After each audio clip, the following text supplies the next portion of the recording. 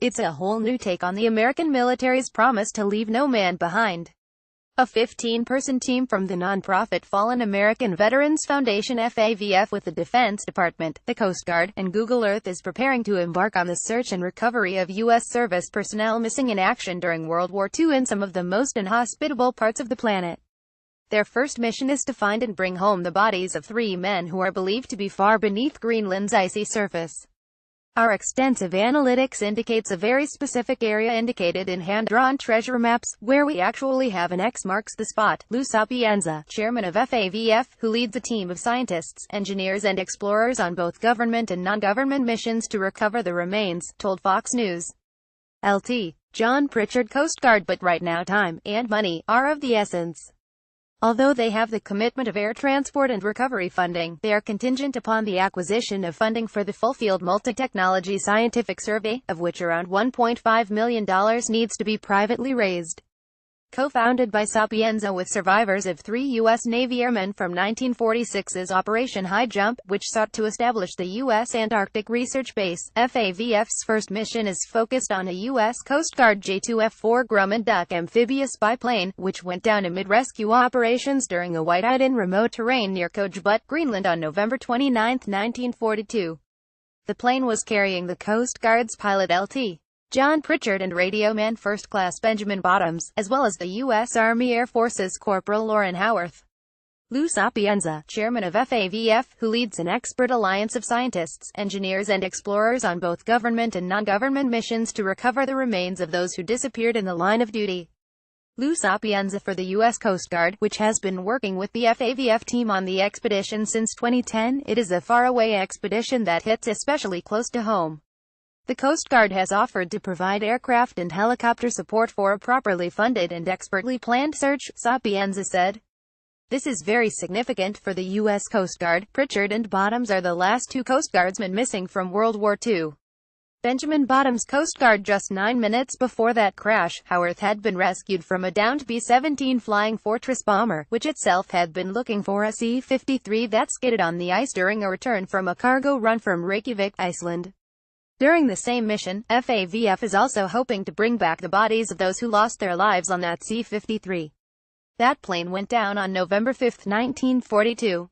It was an Air Force C-53 Buno 4,215,569 Skytrooper transport plane containing 5 World War II U.S. Army Air Force aircrew and was returning from a cargo run to Reykjavik when an engine problem caused it to belly onto the Greenland ice sheet.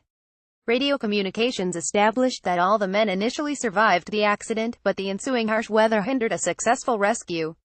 FAVF team is prepping for a Greenland mission next April to retrieve remains of fallen WWLL servicemen Lou Sapienza. The planes could now be anywhere from 60 to 350 feet below the ice surface, unprecedented recovery depths. As kidnapped American professor's health dangerously deteriorates, pressure on Pakistan again mounts. Sapienza noted that when they are working with bodies, the planes, no matter how old and historical, are considered to be junk.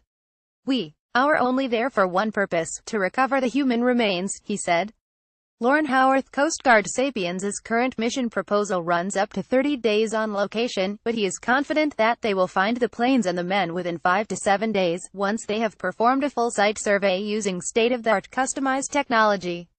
Once we make actual contact and have incontrovertible proof, we contact the Department of Defense (POWMIA) accounting agency and proceed to melt a 4-foot wide hole down to the aircraft, Sapienza continued.